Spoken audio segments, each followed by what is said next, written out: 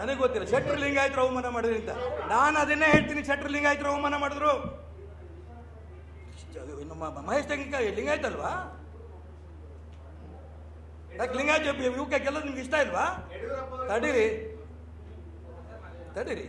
ನಾನು ಯಾಕೆ ಹೇಳ್ತಿದ್ದೀನಿ ಅಂದರೆ, ನಿಮ್ಗೆ ಇಷ್ಟ ಬಂದಾಗ ಜಾತಿ, ನಿಮ್ಗೆ ಇಷ್ಟ ಬಂದಾಗ ಹಿಂದುತ್ವ, ನಿಮ್ಗೆ ಇಷ್ಟ ಬಂದಾಗ ಸಾಬ್ರು ಟೋಪಿ.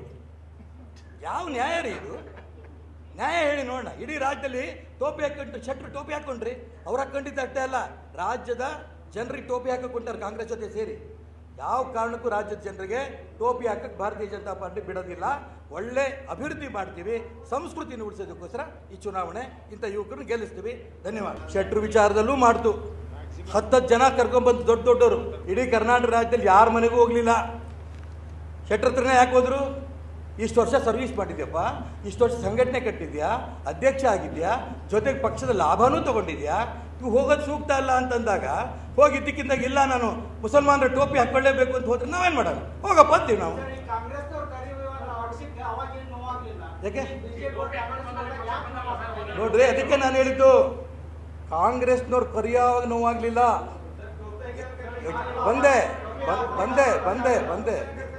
ಬಂದೆ ಪೂರ ಕೇಳಿ. ಕಾಂಗ್ರೆಸ್ಸಿಗೆ ಹೋಗಬೇಡಪ್ಪ ಅಂತ ಹೇಳಿದ್ವಿ. ಯಾಕೆ? ಇಲ್ಲಿ ಸಾಕಷ್ಟು ಕೆಲಸನೂ ಮಾಡಿದ್ಯಾ, ಇದ್ರ ಲಾಭನೂ ತೊಗೊಂಡಿದ್ಯಾ. ಲಾಭ ತೊಗೊಂಡ ಮೇಲೆ ಕೆಲಸ ಮಾಡಿದ್ಮೇಲೆ ನಿನ್ನ ಉದ್ದೇಶ ಏನಿತ್ತು? ಒಂದು ಸೀಟಿಗೋಸ್ಕರ ಇಷ್ಟು ವರ್ಷ ಕೆಲಸ ಮಾಡಿದ್ದ?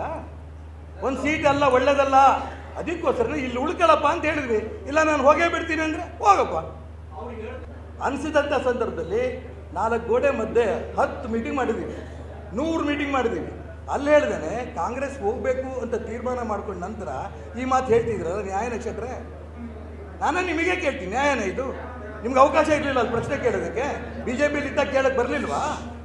BJP ಕಟ್ಟಬೇಕು ಅನ್ನೋಂಥ ಆಸೆಯಿಂದ ಕಟ್ಟಿದ್ರಲ್ಲ, ಅದ್ರ ತಕ್ಕಂತೆ ಲಾಭನೂ ತೊಗೊಂಡ್ರಲ್ಲ. ಹೊರಗೋಗ್ಬೇಕಾದ್ರೆ ನಿಮ್ಗೆ ಇದ್ದಕ್ಕಿದ್ದಾಗೇನೆ ಇಲ್ಲಿ ನನಗೆ ಸ್ವಾಭಿಮಾನ ಯಾವುದೋ ಕೆಲವು ವ್ಯಕ್ತಿಗಳ ಕೈಯಲ್ಲಿದೆ. ನೀವು ರಾಜ್ಯದ ಅಧ್ಯಕ್ಷ ಆದಾಗ ಈಗ ಇದೇ ಸ್ಥಿತಿ ಇತ್ತಾ?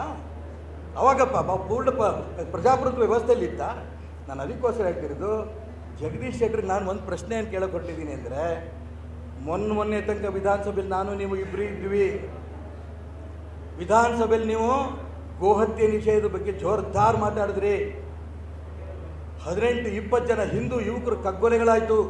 PFI ಬ್ಯಾನ್ ಮಾಡಬೇಕು ಅಂತ ಕೂಗಿದ್ರಿ. ಮತಾಂತರ, ಅನೇಕ ಹೆಣ್ಮಕ್ಳದು ಲವ್ ಜಿಹಾದಿ ಮುಖಾಂತರ ಮತಾಂತರ ಆಗ್ತಾ ಇದೆ, ಅಲ್ಲಿ ಕೂಗಿದ್ರಿ. ಗೆಲ್ಲಲ್ಲ ನೀವು, ಈ ಸೋತ್ತೀರಿ. ಗ್ರಾಚಾರ ತಪ್ಪು ಗೆದ್ದರೆ, ಗ್ರಾಚಾರ ತಪ್ಪು ಕಾಂಗ್ರೆಸ್ ರಾಜ್ಯದಲ್ಲಿ ಅಧಿಕಾರ ಬಂದರೆ ಈ ಪ್ರಶ್ನೆಯಲ್ಲಿ ಮತ್ತೆ ಕೇಳ್ತೀರಾ? ನೀವಲ್ಲಿ ಕೇಳ್ತೀರಾ? ನೀವು ಸ್ಪಷ್ಟ ಇವತ್ತು ನಿಮ್ಮ ಪತ್ರಿಕೆ ನಾಳೆ ಪತ್ರಿಕಾಗೋಷ್ಠಿ ಕಳಿಸಿ. ಇಲ್ಲ ನಾನು ಗೋಹತ್ಯೆ ನಿಷೇಧಕ್ಕೆ ಯಾವ ಕಾರಣಕ್ಕೂ ಕಾಂಗ್ರೆಸ್ ಬೆಂಬಲ ಕೊಡಲ್ಲ. DK ಶಿವಕುಮಾರ್, ಸಿದ್ದರಾಮಯ್ಯ ಹೇಳಿದ್ದಾರೆ, ಏನೇನು BJPಯವ್ರು ಮಾಡಿದಾರೋ ಈ ರೀತಿ ಎಲ್ಲವನ್ನು ಕೂಡ ನಮ್ಮ ಸರ್ಕಾರ ಬಂದ ಮೇಲೆ ವಾಪಸ್ ತಗೋತೀವಿ. ನೀವು ಹೇಳಿ, ನಾನು ಚುನಾವಣೆಗೆ ಹೋಗ್ತಾ ಇದ್ದೀನಿ. ಈಗ ನಾನು ಹಿಂದೆ ಯಾವ ವಿಚಾರವನ್ನು ಇಟ್ಕೊಂಡು ಹೋರಾಟ ಮಾಡಿದ್ದೀನೋ, ಸಿದ್ದರಾಮಯ್ಯ ತರ್ತಾರೋ, DK ಶಿವಕುಮಾರ್ ತರ್ತಾರೋ, ಕಾಂಗ್ರೆಸ್ ತರ್ತಾರೋ, ಅದು ಯಾವುದಕ್ಕೂ ನಾನು ಒಪ್ಪಿಗೆ ಕೊಡಲ್ಲ. ಅದಕ್ಕೆ ನಾನು ಕೈ ಎತ್ತಲ್ಲ ಅನ್ನೋ ಮತ್ತೆ ಇವತ್ತು ಹೇಳ್ರಿ, ಆಮೇಲೆ ನಾನು ಹೇಳ್ತೀನಿ ಅಂತ ಹೋಗ್ಯಾರೆ. ಮೊನ್ನೆ ನೀವು ಬಾಯಲಿಲ್ಲ ಏನು ಮಂಡಕ್ಕಿ ಇಟ್ಕೊಂಡಿದ್ರ ವಿಧಾನಸಭೆಯಲ್ಲಿ ಕೂಗ್ತಾ ಇರ್ಬೇಕಾದ್ರೆ ಹಿಂದೂ ಪರ ಕೂಗಾಡಿದ್ರಲ್ಲ, ಅವಾಗ ಏನು ಇಟ್ಕೊಂಡಿದ್ರಿ ಬಾಯಲ್ಲಿ? ಈಗ ಮಾತ್ರ ನಿಮ್ಗೆ ಇದ್ದಕ್ಕಿದ್ದು ಕಾಂಗ್ರೆಸ್ ಪರನಾ? ಪರಿಸ್ಥಿತಿ ಅದು ಸ್ವಾಭಿಮಾನ ಅಲ್ಲ, ಪರಿಸ್ಥಿತಿ ಅಲ್ಲ, ಅಧಿಕಾರದ ವ್ಯಾಮೋಹಕ್ಕೋಸ್ಕರ ಇದು ಪರಿಸ್ಥಿತಿಯನ್ನು ಹೆಸರು ಆ ಪದ ಬಳಸ್ಕೊತಾ ಇದ್ದೀರಿ. BJPಯ ಕಾರ್ಯಕರ್ತರು ನೀವಾರು ಕೂಡ ಇಷ್ಟೋ ತನಕ ಹೇಳಿದ್ರಿ, ಹಳೆಯ ಕಾರ್ಯಕರ್ತರು ಯಾಕೆ ಕೊಡಲಿಲ್ಲ, ದುಡಿದ ಕಾರ್ಯಕರ್ತನಿಂದ ಎಷ್ಟು ಬಾರಿ MLA ಮಾಡಿದಂಥ ಕಾರ್ಯಕರ್ತ ಅಂಥವ್ರನ್ನೇ ತಂದು ನಿಲ್ಲಿಸಿದೀವಿ. ಈಗ ನೀವು ನ್ಯಾಯವಾಗಿ ಅವ್ರ ಪರ ಕೆಲಸ ಮಾಡಬೇಕಾಗಿತ್ತು. ನನಗೆ ಇಷ್ಟೊಂದು ಸ್ಥಾನಮಾನ ಕೊಡಿದ್ರು, ನನಗೆ ಮುಖ್ಯಮಂತ್ರಿ ಸ್ಥಾನವನ್ನು ಕೊಟ್ಟರು, ಅವ್ರು ಬೆವರು ಸುರಿಸಿದಕ್ಕೋತ್ರ ನಾನು ನಾಯಕ ಆದೆ. ಅವ್ರು ನಿಂತ್ಕೋತಾ ಇದ್ದಾರೆ, ನಾನು ಯಾವುದೇ ಕಾರಣಕ್ಕೂ ಅವ್ರಿಗೆ ಅಡ್ಡ ಬರಲ್ಲ. ಅವಾಗ ದೇವ್ರು ಮೆಚ್ಚಿದ್ದ. ಈವನ್ ನಾನು ಹೇಳಿದ್ನಲ್ಲ, ಅದಿಷ್ಟು ಪ್ರಶ್ನೆಗಳು ಕೇಳಿದ್ನಲ್ಲ, ಸ್ವರ್ಗದಲ್ಲಿರೋಂಥ ಅವ್ರ ತಂದೆ ಶಿವಪ್ಪ ಶೆಟ್ಟರಿಗೆ ಏನು ಉತ್ತರ ಕೊಡ್ತಾರೆ? ಗೋಹತ್ಯೆ ನಿಷೇಧದ ಬಗ್ಗೆ ಇವ್ರ ವಿರುದ್ಧ ಮಾತಾಡ್ತಾರಾ? PFI ಇಷ್ಟೊಂದು ಜನ ಕಗ್ಗೊಲೆ ಮಾಡ್ತಾರಂತ ಬ್ಯಾನ್ ಮಾಡಿದಂಥ ಸಂದರ್ಭದಲ್ಲಿ ಅದ್ರ ಪರ ಮಾತಾಡ್ತೀರಾ? ಮತಾಂತರದ ಪರ ಮಾತಾಡ್ತೀರಾ? ಸ್ವರ್ಗದಲ್ಲಿರೋರಿಗೆ ಏನು ಉತ್ತರ ಕೊಡ್ತೀರಿ? ಚುನಾವಣೆ, ಅದಕ್ಕೋಸ್ಕರ ಹೇಳಿದೆ, ಈ ಚುನಾವಣೆ ಸೈದ್ಧಾಂತಿಕ ಚುನಾವಣೆ. ಈ ಚುನಾವಣೆ ಭಾರತೀಯ ಸಂಸ್ಕೃತಿಯನ್ನು ಉಳಿಸಂಥ ಚುನಾವಣೆ. ಅಭಿವೃದ್ಧಿ ಒಂದು ಕಡೆ ಆಗತ್ತೆ, ಅಭಿವೃದ್ಧಿ ಯಾವುದೇ ಕಾರಣಕ್ಕೂ ನಿಲ್ಸಕ್ಕೆ ಬರಲ್ಲ.